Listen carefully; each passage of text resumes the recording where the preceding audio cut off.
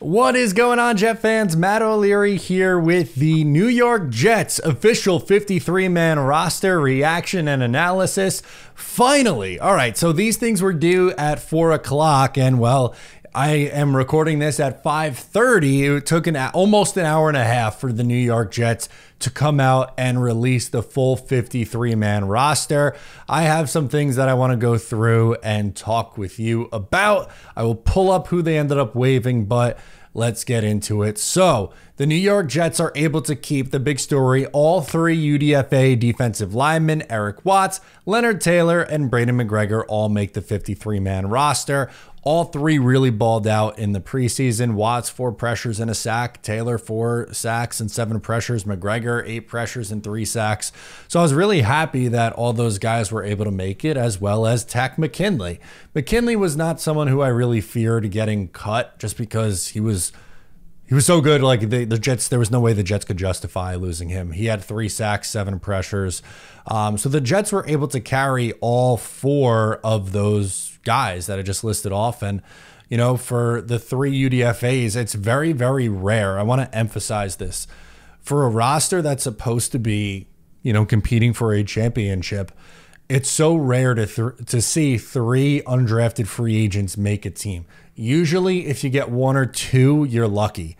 And sometimes you don't get any. But 3 guys at the same position, too, on the defensive line all make the team. You also would get a surprise trade. I want to talk about that as well before pulling up some of the news for the New York Jets roster announcement that they put out. The Jets traded Brandon Codrington to the Buffalo Bills for a late-round pick swap in 2026.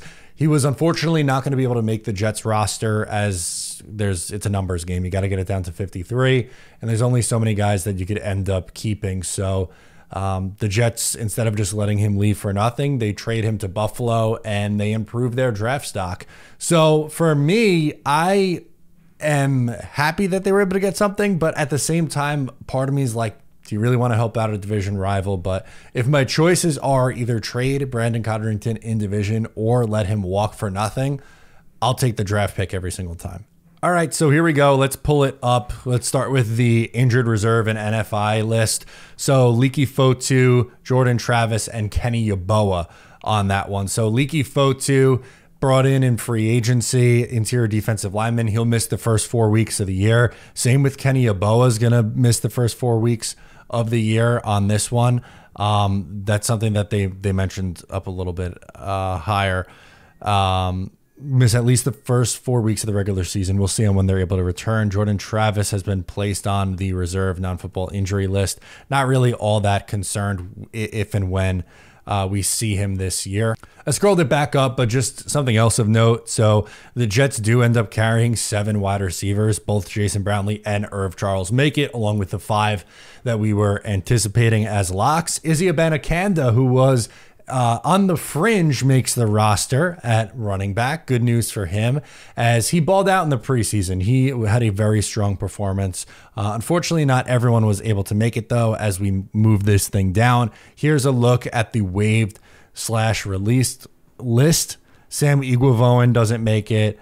That's a name that sticks out. Anthony Ferkser at tight end. Was kind of curious if he would stick at tight end after we found out about Kenny Yeboah, but that's not the case. The Jets elect not to do that. Chris Glazer, Jake Hansen, Tyler Harrell, Bruce Hector on the defensive line, Jalen Holmes on the D-line, Jalen Key, the Mr. Irrelevant pick, Zach Kuntz, who was a fan favorite, but unfortunately just didn't really develop all that much, Jarius Monroe, Brady Latham, a UDFA, Cole Laval, who is another guy that was highly regarded by the Jets. They're going to try to practice squad him, I believe. Another tight end here in Sefcik. We might see someone get recalled from the practice squad, one of the tight ends, because, again, with the injuries right now, the Jets have Tyler Conklin and Jeremy Ruckert. So they might have to do something on game days there. Tanzel Smart, unfortunately, has had a tough time the last couple of years making this roster, but has stayed around on the practice squad. Brandon Smith had a strong preseason as well. But that's pretty much it. And not a ton of surprises here for the New York Jets. Once again, 7 wide receivers was a little bit surprising. Izzy Abanikanda staying was nice, as well as the 3 UDFAs. But with the Yeboah and Fotu news, the Jets are able to get a little bit creative. Jarek Bernard-Converse, by the way, another thing of note before we get out of here, Jarek Bernard-Converse did make the roster, did not end up on IR. So that's a positive sign for his injury. All right, that's going to do it for me in this video. Thank you so much for tuning in. Drop your takes below in the comments. I'm Matt O'Leary. I'll catch you next time.